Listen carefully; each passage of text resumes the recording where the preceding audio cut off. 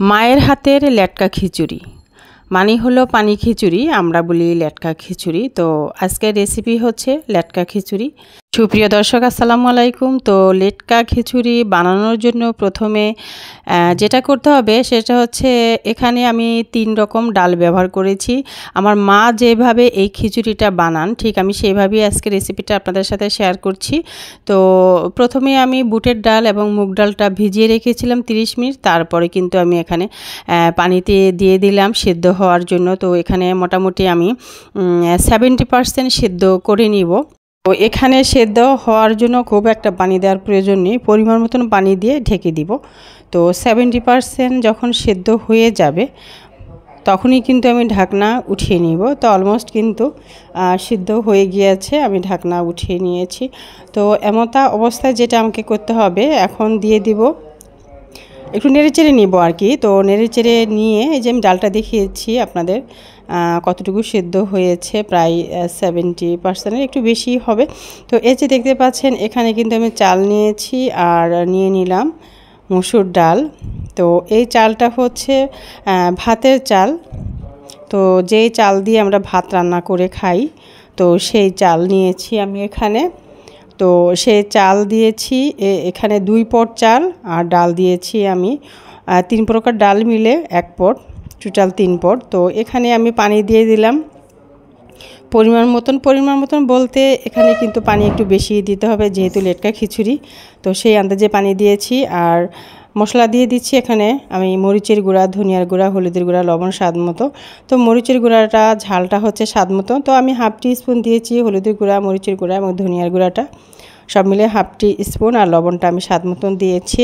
আর আদা রসুন পেস্টও এখানে দিতে হবে, দিয়েছি 1.5 চা চামচ। আমি পেস্ট করে নিয়েছি। তো আমার মারা তো তখন পেস্ট করেনি, ওনারা বেটে নিয়েছিলেন, আমি এখানে পেস্ট করে নিয়েছি। আর যে দারুচিনি দিয়ে দিলাম 2টা, তেজপাতা 2টা, আর এলাচ দিয়ে দিলাম 3টে, আর লবঙ্গ 3টে দিয়ে এখন একটু নেড়ে নিচ্ছি। চালের সাথে মশলাটাকে ভালো করে মিশিয়ে নেড়ে চেড়ে নিব।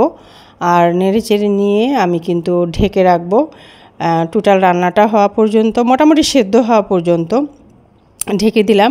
আর এরই মধ্যে আমি যেটা করেছি, যেহেতু ভাতের চাল সেদ্ধ হতে কিন্তু সময় লাগবে, যাতে রান্নাটা একটু তাড়াতাড়ি হয়ে যায় সেজন্য আমি যেটা করেছি চেঞ্জ করে নিয়েছি, প্রেসার কুকারে দিয়েছি। তো প্রেসার কুকারে দিলে যেটা হবে তাড়াতাড়ি হয়ে যাবে। এখানে কিন্তু আমি 3টা মাত্র শীষ দিয়েছি, হ্যাঁ 3টা শীষ দিয়েই কিন্তু আমি নামিয়ে নিয়েছি। আর বেশি শীষ দিলে যেটা হবে, ভাতের চালটা বেশ নরম হয়ে যাবে, আর লেটকা খিচুড়ি কিন্তু তখন ভালো লাগবে না। তো লেটকা খিচুড়ির মাপটা হচ্ছে এরকম, চালটা হবে সেদ্ধ হবে, মানে আধা ভাঙ্গা টাইপের হবে, কিন্তু বেশি একেবারে যাতে গলে না যায় এরকম আর কি। তো সেদ্ধ করে নেওয়ার পরে ঢাকনা উঠিয়ে নিলাম। আর এই যে এখন কিন্তু তেলের ফোড়ন দিয়ে নিতে হবে।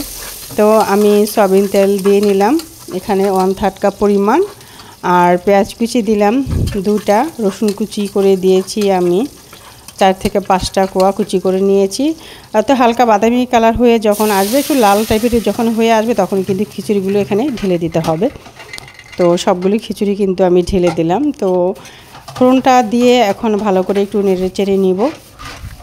সুপ্রিয় দর্শক, আজকের রেসিপিটা যদি এতটুকু ভালো লাগে অবশ্যই আমার চ্যানেলকে সাবস্ক্রাইব করে রাখার অনুরোধ রইল, সেই সঙ্গে ভিডিওটি লাইক দিয়ে দেখার অনুরোধ রইল। আর পেজ থেকে যদি দেখে থাকেন পেজে একটা লাইক ফলো দিয়ে পেজের সাথেই থাকবেন। তো এখানে আমি কাঁচামরিচ দিয়ে নিলাম 3 থেকে 4টি, আর 1/2 চা চামচ জিরার গুঁড়া, জিরার ফাঁকি আর কি যেটা বলে জিরার গুঁড়া, তো দিয়ে নিলাম, দিয়ে নেড়ে চেড়ে নিলাম। আর নিয়ে কিছুক্ষণ পরে আমি আবারও আরেকটা উপকরণ এখানে অ্যাড করে দিব। এটা হচ্ছে অপশনাল, আপনি চাইলে নাও দিতে পারেন, আমার একটু বেশিই পছন্দ তাই আমি এখানে ধনিয়া পাতাটা পরিমাণ মতন একটু দিয়েই দিব। তো সামান্য কিছু ধনিয়া পাতা কুচি করে নিয়ে রেখেছি, তো সেটা কিন্তু আমি এখন দিয়ে দিব। তার আগে কিন্তু আমি লবণটা চেক করে নিলাম যে লবণের পরিমাণটা ঠিক আছে কি না। তো চেক করে দেখলাম যে লবণ আরও পরিমাণ কিছু লাগবে, তো পরিমাণ মতন কিন্তু আমি লবণও দিয়ে দিলাম। আর এখন এই যে ধনিয়া পাতাটা দিয়ে দিচ্ছি।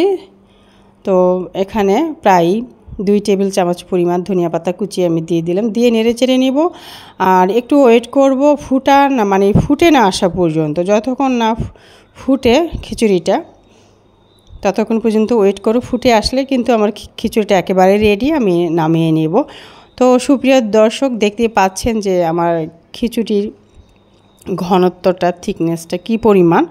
তো যেমনটা দেখতে পাচ্ছেন একজাক্টলি ওরকমই লেটকা খিচুড়ি আর কি, বেশি একদম ঘনও হবে না, একেবারে পানি পানিও হবে না, যেরকমটা দেখতে পাচ্ছেন ঠিক এরকমই আর কি। তো নামিয়ে নিব আমি এখনই, আর আপনাদের সাথে সেটাও শেয়ার করে নিব। তো এইভাবে এই খিচুড়িটা রান্না করলে সত্যি দুর্দান্ত কিন্তু স্বাদের হয়, এতটাই স্বাদের হয় যে আপনি একবার রান্না করে খেলে প্রায় মাঝে মাঝে আপনার মনে চাইবে যে আমি এই খিচুড়িটা রান্না করে খাই। তবে হ্যাঁ, এই খিচুড়িটা কিন্তু গরুর মাংসর ঝোল দিয়ে বা গরুর মাংসের সাথে বেশ কিন্তু টেস্ট হয় খেতে। এই যে আমি কিন্তু গরুর মাংসর সাথে রান্না করেছিলাম, তো সেটা দিয়ে এখন খাচ্ছি।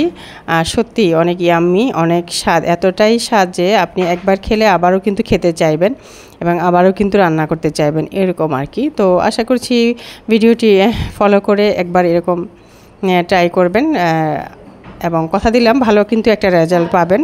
তো মায়ের হাতের রেসিপিগুলো কিন্তু আমি মাঝে মাঝে আপনাদের সাথে শেয়ার করার চেষ্টা করি। একটা সময় ছিল যে আমি আসলে রান্নাই করতাম না বিয়ের আগে, যখন আমার মার কাছে ছিলাম। তো বিয়ের পরে আসলে ওই যে যেটা হয় না, ইচ্ছে এবং আগ্রহ কারণেই কিন্তু আমি শিখে নিয়েছি অনেক রান্না। তো মাশাআল্লাহ এখন আর আমার কোনো রান্নাতে আটকায় না। দেখা গেল যে বেসিক যে যদি আইডিয়া থাকে তাহলে কিন্তু যে কোনো রান্না একবার দেখলে শুনলে সেক্ষেত্রে কিন্তু ওই বেসিক আইডিয়ার কারণে কিন্তু সেই রেসিপিটা হুবহু কিন্তু রেডি করা যায়, যেমনটা আমি চেষ্টা করি, ইনশাল্লাহ মাশাআল্লাহ করিয়েও ফেলি। সুপ্রিয় দর্শক, আমার পরবর্তী রেসিপিতে ইনশাল্লাহ কথা হবে। ভালো থাকবেন সবাই, আল্লাহ হাফেজ।